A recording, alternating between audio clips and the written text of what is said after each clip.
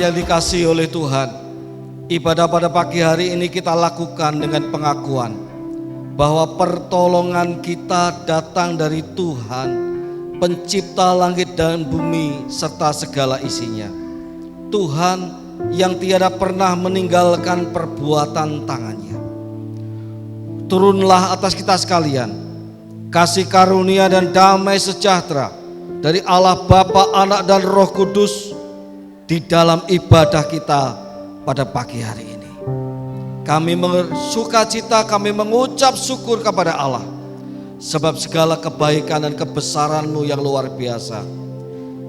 Kami datang kepada Engkau, kami rindu ya Tuhan, kembali boleh disegarkan dan menikmati keindahan-Mu bersama-sama dengan seluruh jemaat Tuhan. Kami rindu untuk memuji, membesarkan Engkau. Kami rindu ya Tuhan, mengagungkan Engkau dan masuk dalam hadirat-Mu.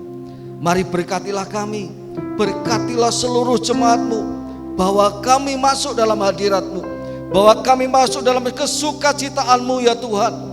Dan kami bersyukur Engkau menyediakan segala sesuatunya yang baik itu untuk kami, termasuk dalam ibadah pada pagi hari ini. Diberkatilah seluruh jemaat oleh Tuhan, diberkatilah oleh Tuhan ibadah ini dari awal sampai pada akhirnya. Di dalam nama Tuhan Yesus kami berdoa. Amin. Selamat beribadah, Tuhan Yesus memberkati kita semuanya. Sebab Engkau besar dan berkuasa.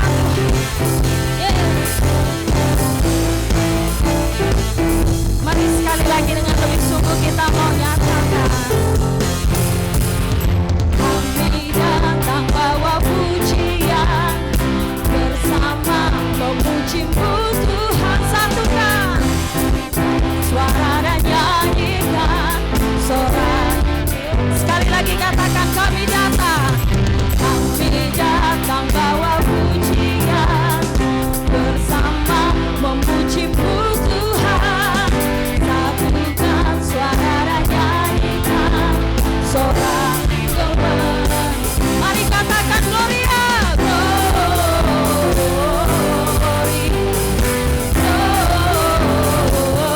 Gloria, besar Tuhan, ditinggikan di atas segalanya. Gloria,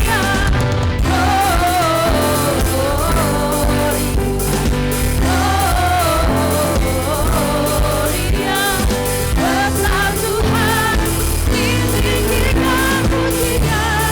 Gloria, katakan Gloria, Gloria, Gloria. Haleluya, sebab Kau besar Tuhan, besar Tuhan, ditinggikan di atas segalanya. Gloria,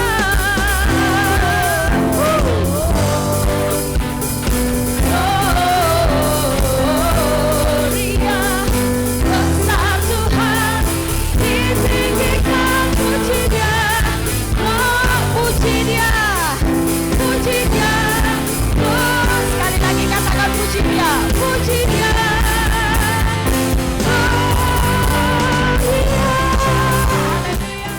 Saya Tuhan, bahwa kasih setia-Mu tak akan pernah beranjak dari hidup kami. Haleluya. Sekali lagi katakan Tuhanlah, Tuhanlah kekuatan dan mazmurku. Dia gunung batu dan keselamatan hanya padamu. Hatiku percaya Kaulah benaran dan kota perlindungan. Waktu minggu ku mau selalu bersyukur, sebab cinta-Mu padaku takkan pernah berubah.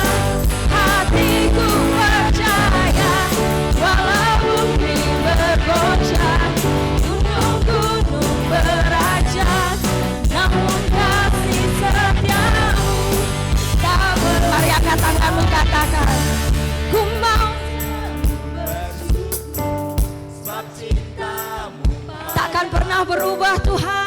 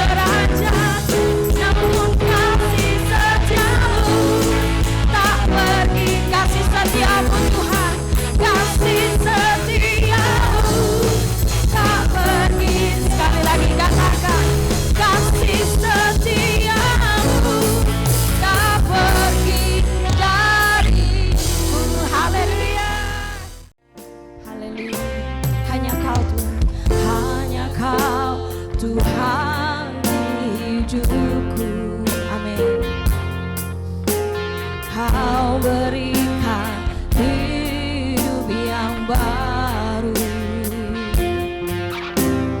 Darahmu menyucikan, pulihkan hatiku. Ku nyatakan Kaulah segalanya. Engkaulah sumber pengharapan, kuasa-Mu Tuhan. Jiwaku berserah, jiwaku pun berserah hanya kepadamu. Yesus, Kaulah segalanya. Karena salibmu, karena salibmu, ku hidup. Amin. Karena salibmu, ku menang. Engkau yang berkuasa, sanggup untuk melakukan. Puji karena salibmu, karena salibmu, ku hidup. Karena salibmu, ku menang. Engkau yang berkuasa, sanggup untuk melakukan. Puji karena salibmu, Tuhan. Ku hidup karena salibmu, ku menang. Engkau yang berkuasa, sanggup untuk melakukan. Mujizat Engkau yang berkuasa, Tuhan. Kemanakah kami dapat pergi menjauhi Roh-Mu, Tuhan? Kemanakah aku dapat pergi menjauhi Roh-Mu yang suci? Kau sahabat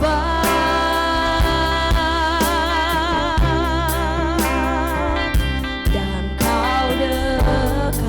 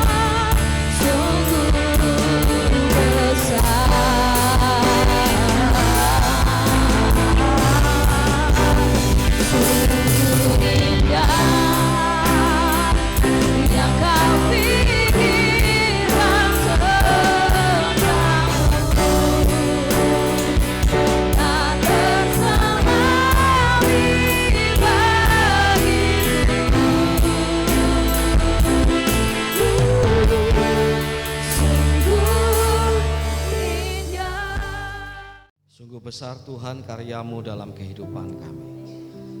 Sungguh berbahagia setiap kami dan setiap orang yang mengenal Engkau, yang hidup dalam anugerah-Mu.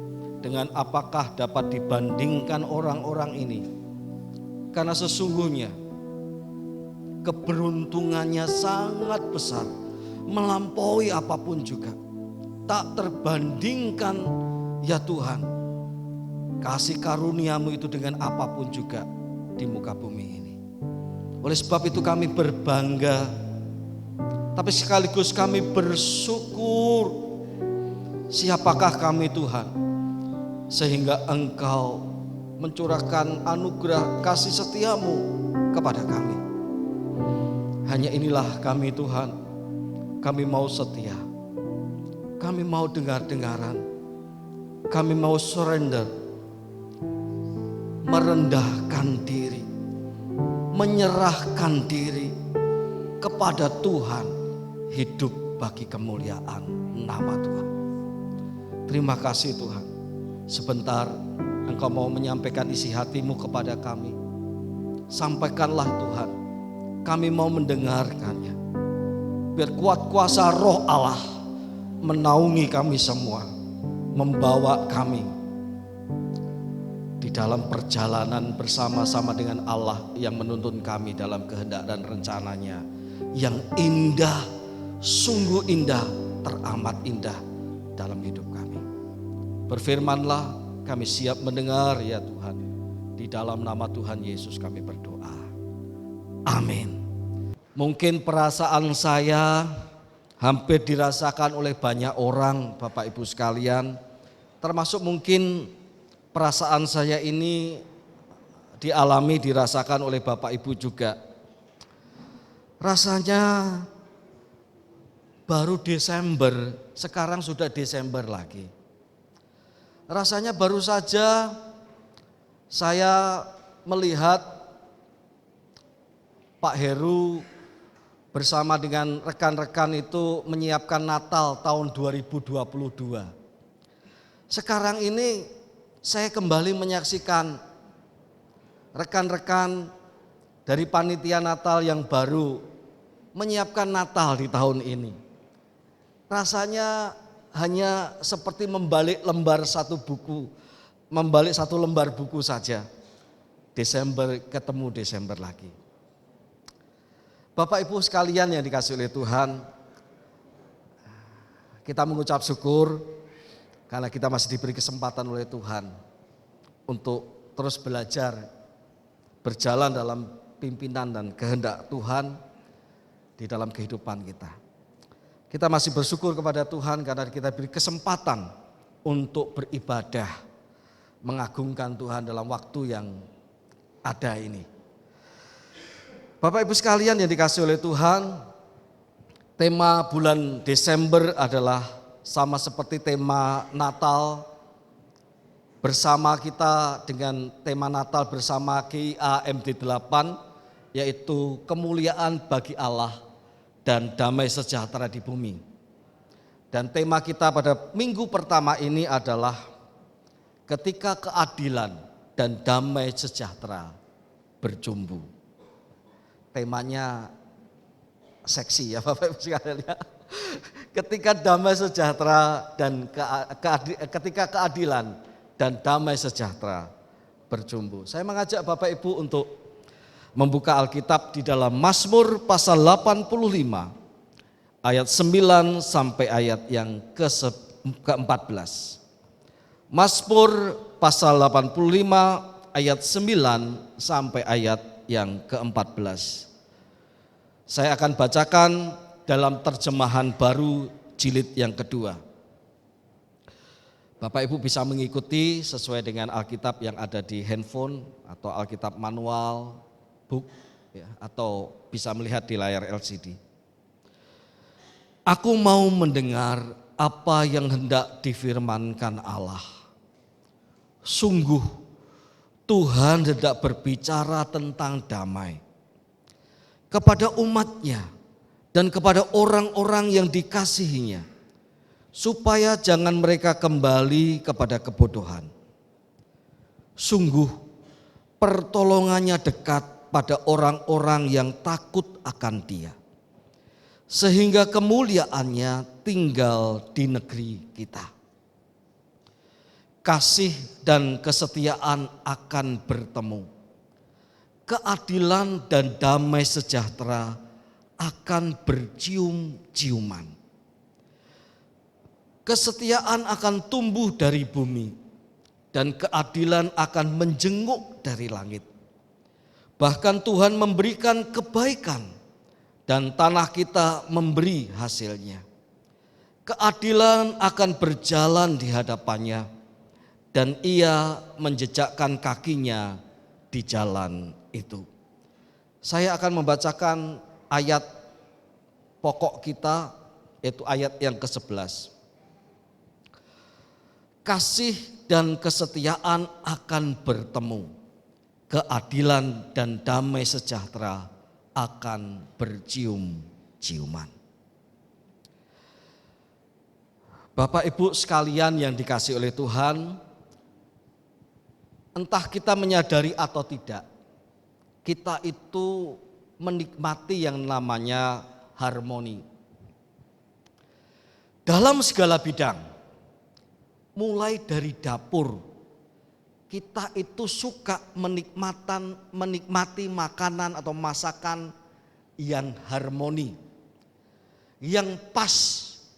Asinnya pas, pedasnya pas, gurihnya juga pas. Cocok di lidah kita. Itulah harmoni. Artinya dia tidak kepedesan sehingga membuat bibir kita itu yang mancung jadi tambah mancung, ya. Namanya kurang kepedesan ya.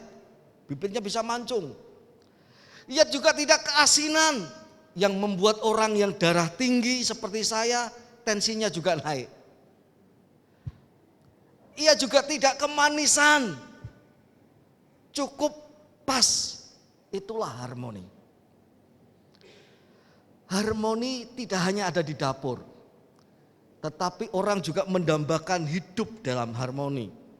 Hingga sebuah perumahan di DKI sana ya, di Jakarta, di daerah Jakarta, punya tagline, living in harmony. Hidup dalam harmoni. Saya tidak perlu menyebutkan developernya siapa, tidak perlu ya. Living in harmony. Orang mendapatkan hidup dalam harmoni. Kenapa? Karena hidup dalam harmoni itu indah. Dalam harmoni itu ada kebahagiaan. Dalam harmoni itu ada kesejahteraan. Bapak Ibu jemaat yang dikasihi oleh Tuhan, hari ini kita membaca firman Tuhan yang memberikan nilai yang apa disebut sebagai harmoni itu dalam dua pertemuan antara kasih dan kesetiaan. Pertemuan antara keadilan dan damai sejahtera. Artinya kalau kasih dan kesetiaan itu tidak ketemu, di sana tidak ada harmoni, Bapak Ibu. Artinya kalau keadilan dan damai sejahtera itu tidak bercium-ciuman, tidak bercumbu, di sana tidak ada hidup dalam harmoni. Saya kasih contoh. Kalau seseorang itu taunya hidup di dalam kasih, tetapi dia tidak ada kesetiaan, punya kasih, tapi dia tak punya kesetiaan, maka di sana yang terjadi adalah disharmoni. Sepasang suami istri yang tahu saling mengasihi, tetapi keduanya tidak setia, maka yang terjadi adalah disharmoni. Dunia sekarang ini sedang memperlembut yang namanya perselingkuhan dengan open marriage. Dunia sekarang ini sedang mengajak setiap pernikahan itu tetap ada kasih di antara suami istri, tetapi masing-masing tidak setia. Dan ketidaksetiaan itu dilegalkan atas nama cinta. Karena sang suami mencintai istrinya, maka atas nama cinta itu ia mengizinkan istrinya dalam kondisi hubungan pernikahan dengan dia untuk mempunyai partner seksual dengan lelaki lainnya. Demikian juga istrinya, karena rasa cintanya kepada sang suami, ia mengizinkan sang suami untuk punya partner seksual dengan perempuan yang tentu bukan istrinya. Namanya open marriage. Dan kalau kita buka di internet sekarang, bukan hanya yang berbahasa Inggris, yang berbahasa Indonesia sudah mulai bertebaran. Meskipun itu hanya sekedar sebuah topik-topik materi-materi ringan, tetapi mulai diserukan di sana. Bagi pasangan yang mau melakukan open marriage ini yang harus disiapkan. Udah ada di sana. Dalam bahasa Indonesia. Bapak Ibu, kasih tanpa kesetiaan bukanlah harmoni. Karena itu dalam kehidupan yang seperti ini tidak akan pernah ditemukan seseorang yang hidup dalam rencana dan agungnya kehendak Allah. Bangsa Israel hidup dalam pembuangan dan mereka sedang mengalami sebuah kondisi disharmoni dengan Allah. Mengapa mereka mengalami hal itu? Mereka tahu betul bahwa kasih Allah, kasih mereka kepada Allah tidak diikuti dengan kesetiaan mereka kepada Allah. Dengan bibir mereka mengucapkan I love you God. Dengan kaki mereka melangkah ke bait Allah. Tetapi hatinya menjauh dari Allah. Mereka tetap menyembah kepada dewa-dewa asing. Mereka tidak setia kepada Allah. Seolah-olah orang Israel zaman dulu mau berkata kepada Allah, Allah, bukankah engkau seperti suami bagi Israel, bagi kami? Kita open marriage ya. Kalau engkau mengasihi kami, izinkanlah kami juga untuk mencintai apa yang kami cintai. Yang mungkin tidak kamu sukai ya Tuhan, yang mungkin kamu tidak kehendaki. Tetapi atas nama cintamu, biarlah engkau mengizinkan kami untuk berlaku tidak setia kepadamu. Bapak Ibu, inilah situasi disharmoni antara hubungan orang Israel dengan Tuhannya. Hubungan orang Israel dengan Allah. Mereka mengasihi Allah, tetapi mereka tidak setia kepada Allah itu sendiri. Bapak Ibu yang dikasihi oleh Tuhan, di dalam hidup kita mesti menjaga keharmonisan kita dengan Allah. Dan keharmonisan itu harus dijaga dalam bentuk kasih kepada Allah dan kesetiaan kepada Allah dalam hidup kita. Amin. Amin jemaat. Nah, Bapak Ibu, beribadah itu nikmat loh, betul. Andai kata saya bukan pendeta, saya akan tetap beribadah kepada Tuhan. Saya tahu kadang-kadang rasanya malas beribadah. Tetapi beberapa pengalaman saya bersama dengan Tuhan, ketika saya malas datang beribadah, lalu saya datang beribadah kepada Tuhan. Tuhan tunjukkan di tengah-tengah kemauan saya untuk tidak setia, Di tengah-tengah kemauan saya, andai kata dunia ini tidak ada ibadah tentu menyenangkan.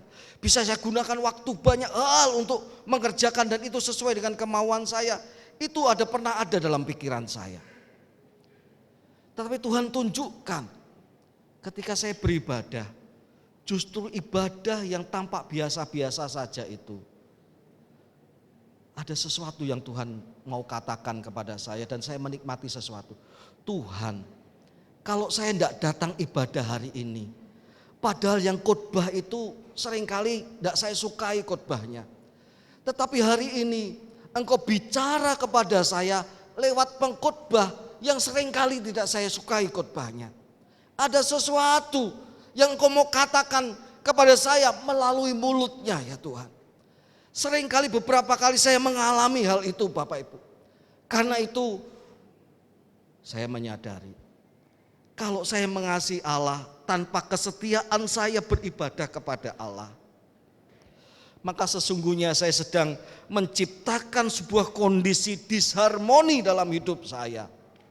Saya sedang menciptakan sebuah kondisi di mana tidak ada keharmonisan di dalam diri saya. Pertama dengan Allah, nanti juga dengan yang lainnya. Yang kedua, keadilan dan damai sejahtera bercium-ciuman. Keadilan dan damai sejahtera itu bercumbu mesra. Itulah harmoni. Kalau damai sejahtera dan keadilan itu tidak mesra, mereka sedang tercerai. Antara keadilan dan damai sejahtera, yang terjadi adalah disharmoni. Saya kasih contoh Bapak Ibu.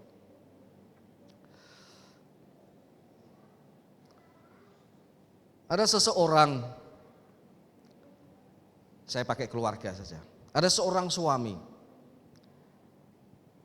yang setelah menikah dengan istri, ada seorang perempuan menjadi istrinya. Lalu dalam perjalanan waktu diterapkanlah sebuah aturan yang diungkapkan oleh suaminya, karena suaminya ini sering terganggu dengan apa yang dikatakan oleh istrinya. Istrinya ini sering ngomong butuh curhat, tidak tahu kesibukan suami, tidak tahu kesukaan hobi suami gitu ya. Dan sang suami menganggap bahwa istrinya ini cukup mengganggu dalam hidupnya. Lalu ia berkata, kalau kamu mau aku tidak marah sama kamu. Kalau kamu mau hubungan kita ini tidak ribut. Kalau mau hubungan kita ini langgeng, cukup satu saja, kamu diam. Diam, tidak usah banyak bicara. Bapak Ibu, artinya sang suami mau berkata, akan terjadi damai sejahtera lewat perbuatan tidak adilku padamu. Terimalah itu, yang penting damai sejahtera meskipun aku tidak adil kepadamu, meskipun aku itu tidak bertindak tidak benar kepadamu, meskipun aku itu bertindak salah kepadamu, terima itu, yang penting hubungan kita damai. Bapak Ibu sekalian yang dikasihi oleh Tuhan, inilah yang disebut kedamaian palsu. Kenapa? Kedamaian yang didirikan di atas ketakutan.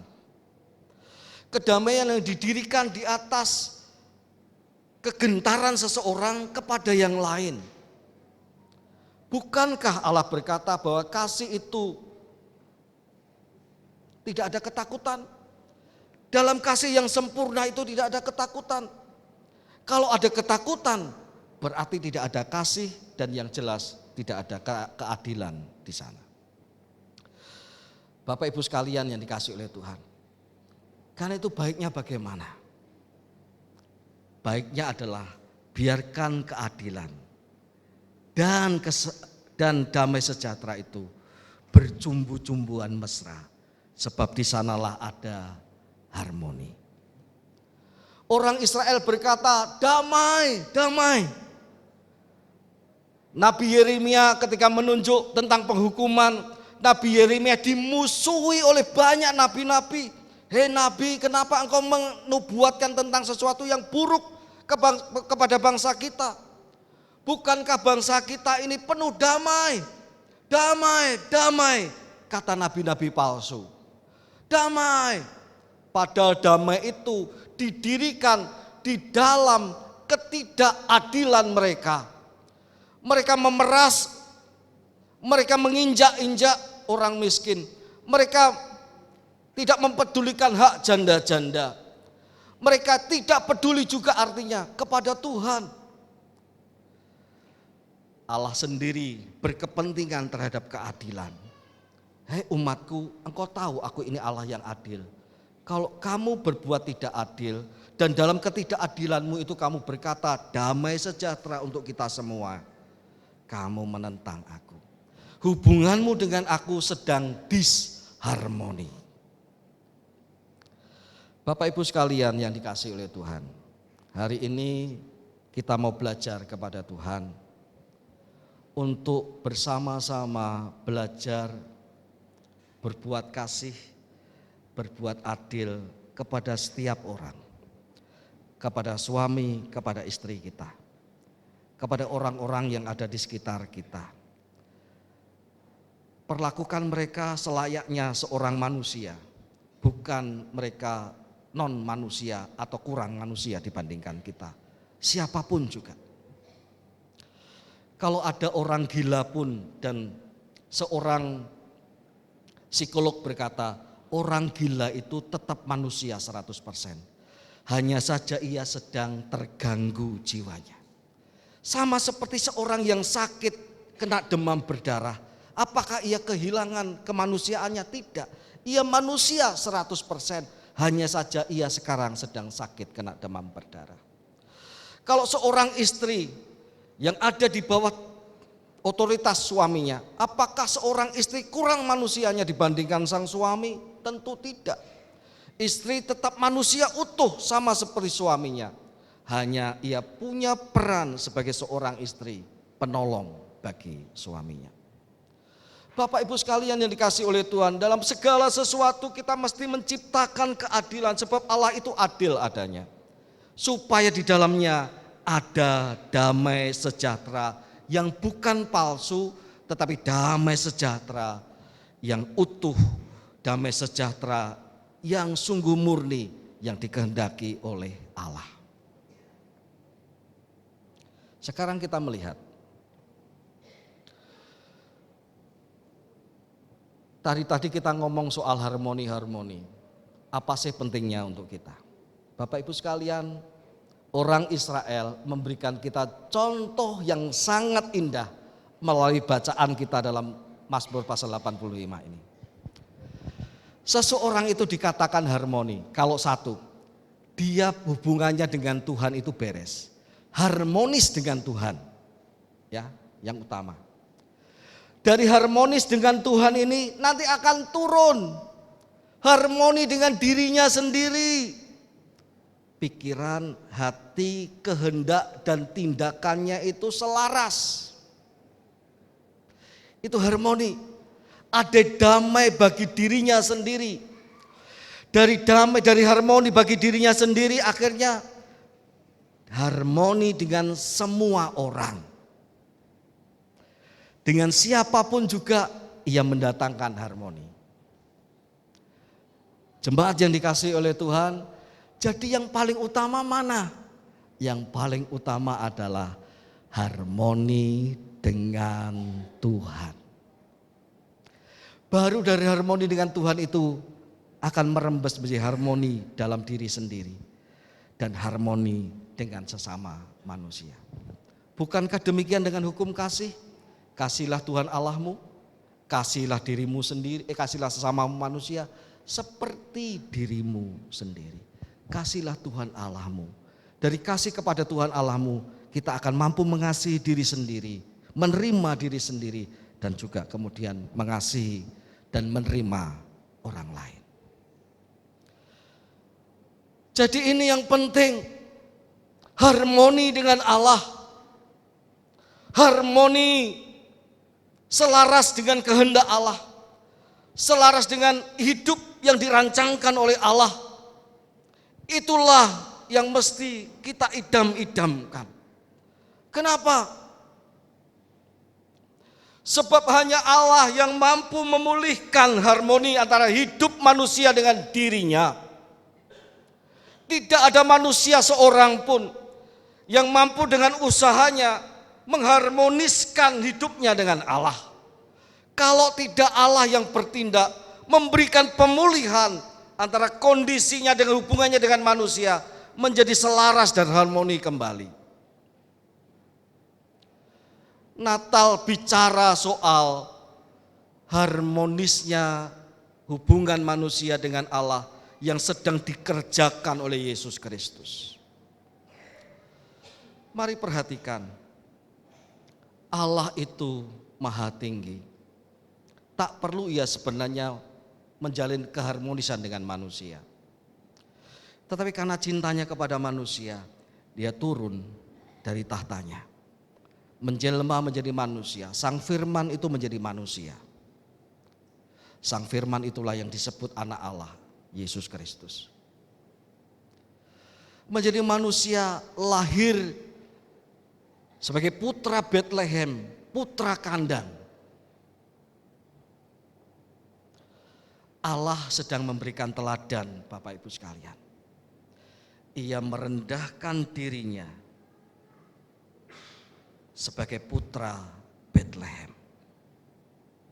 Sang putra Allah menjadi putra Betlehem di kandang lagi. Sang putra sedang mengajak, damai sejahtera itu ada dalam kerendahan hati. Keadilan itu ada dalam kerendahan hati. Kasih itu ada dalam kerendahan hati. Tidak ada kasih dalam kecongkakan, tidak ada. Tidak ada kasih di dalam ketinggian hati. Tidak ada kasih dalam kesombongan. Tidak ada kasih dalam kecongkakan. Tidak ada kesetiaan di dalam keangkuhan hidup. Kasih dan kesetiaan didapati dari kerendahan hati.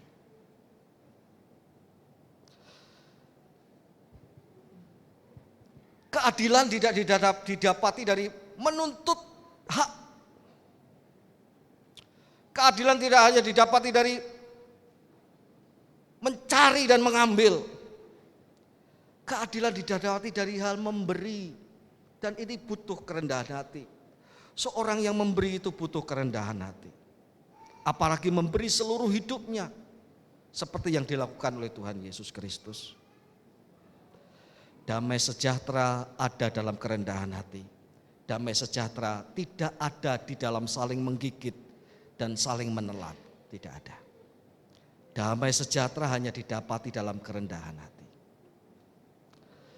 Bapak Ibu, maka ketika kita melihat pohon Natal, kita melihat ornamen-ornamen Natal di kanan kiri kita. Kita sedang diajak dan diingatkan kembali bahwa bayi Yesus yang datang itu mau mengajak kita hidup dalam harmoni dengan dirinya. Bukankah melalui Kristus kita diperdamaikan dengan Allah? Kristus yang merendahkan hati mesti kita sikapi juga dengan kerendahan hati kita. Allah yang sudah merendahkan dirinya mesti kita sikapi juga dengan kerendahan diri kita. Supaya apa? Bertemulah keadilan dan damai sejahtera itu bercumbu-cumbuan. Kasih dan kesetiaan itu bertemu. Di sanalah terjadi harmoni dan itu sudah dikerjakan oleh Allah. Kita lihat sekarang perjamuan suci. Apa yang sedang kita lihat dari perjamuan suci, Bapak Ibu? Ada, Pak, di dalamnya ada roti yang tidak beragi, ada air anggur, Pak. Tahu artinya? Oh tahu, Pak. Roti itu tubuh Kristus, anggur itu darah Kristus. Tapi hari ini kita mau melihat lebih dalam lagi, Bapak Ibu. Bapak Ibu, apa perjamuan suci? Perjamuan suci adalah soal surrender, penyerahan diri, tunduk sepenuhnya seorang putra kepada bapaknya.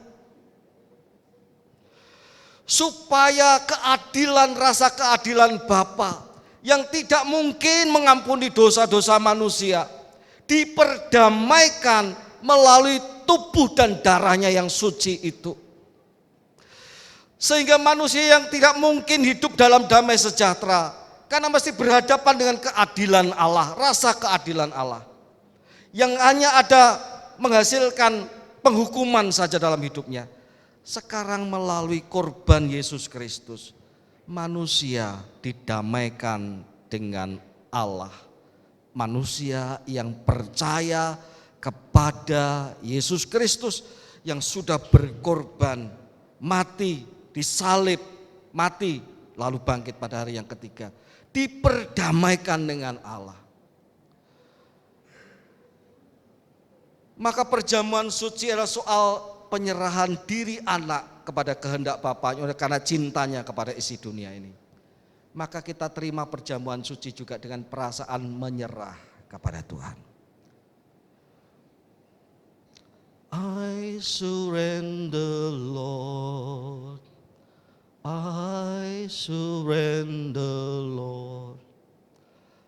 Menyerah. Menyerah pada Allah itu bukan lagi soal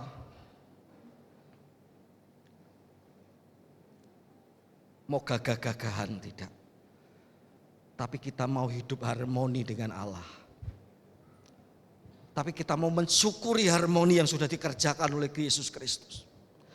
Supaya pikiran, hati, kehendak dan tingkah laku kita juga harmoni. Pikiran kita suci, perasaan kita suci, kehendak kita suci, tingkah laku kita juga suci adanya. Pikiran kita benar, hati kita benar, kehendak kita benar, perbuatan kita juga benar. Ada damai dalam hati kita, sehingga hubungan kita dengan orang lain pun dipulihkan oleh Tuhan lewat sebuah pengalaman iman, harmoni, hidup dengan Tuhan. Bapak Ibu sekalian yang dikasihi oleh Tuhan.